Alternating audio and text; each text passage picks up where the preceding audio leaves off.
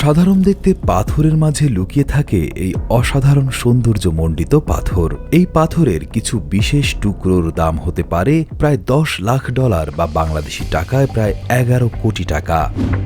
সবচেয়ে অবাক করার বিষয় হলো এটি মোটেও হীরা বা অন্য কোনো রত্ন পাথরের মতো দুর্লভ নয়। পৃথিবীর সবচেয়ে সুলভ এবং সহজলভ্য খনিজগুলোর মধ্যে একটি হল অ্যামেথিস্ট।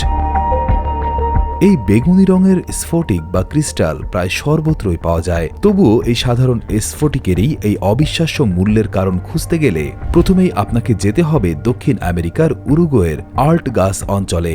এই অঞ্চলের ভূগর্ভস্থ পরিবেশ প্রাকৃতিকভাবেই এমন অ্যামেথিস্ট জিওড বা স্ফটিক ভর্তি ফাঁপা পাথর তৈরির জন্য বিশেষভাবে উপযুক্ত। অ্যামেথিস্ট স্ফটিকের দাম নির্ধারণে আকার ছাড়াও আরও বেশ কিছু গুরুত্বপূর্ণ গুণ দেখা যায়। প্রথমত এবং প্রধানত দেখা হয় এর রঙের গভীরতা। অ্যামেথিস্টের আদর্শ রং হল গভীর উজ্জ্বল এবং সমানভাবে ছড়িয়ে থাকা বেগুনি। যে স্ফটিকের রঙের গভীরতা যত বেশি এবং যে রং যত কম ফিকে তার মূল্য তত বেশি। একটি মূল্যবান অ্যামেথিস্ট হবে প্রায় ত্রুটিহীন এবং স্বচ্ছ, যাতে আলো তার মধ্যে দিয়ে সুন্দরভাবে চলাচল করতে পারে। তৃতীয়ত দেখা হয় স্ফটিকের গঠন। স্ফটিকগুলো যত ঘনভাবে সাজানো থাকবে এবং প্রতিটি স্ফটিকের ধারগুলো যত তীক্ষ্ণ ও সুস্পষ্ট হবে, সেই জিওড তত বেশি কদর পাবে।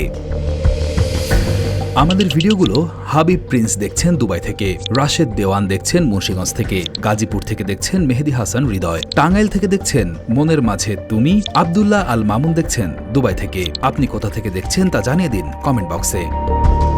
অনেক বড় জিওডকে কেটে সুন্দর দেখাতে হয় এবং কাটার পর তার ভেতরের স্ফটিকের বিন্যাসও অনেক গুরুত্বপূর্ণ। মাটির নিচ থেকে বের করার পর খনি শ্রমিকেরা জিওডগুলো সাবধানে পরিষ্কার করেন এবং জিওডটিকে মাঝ বরাবর প্রয়োজন অনুযায়ী কেটে তার ভেতরের সৌন্দর্য উন্মোচন করা হয়। স্ফটিকের ঔজ্জ্বল্য বাড়ানোর জন্য কখনো কখনো সামান্য পালিশও করা হয়।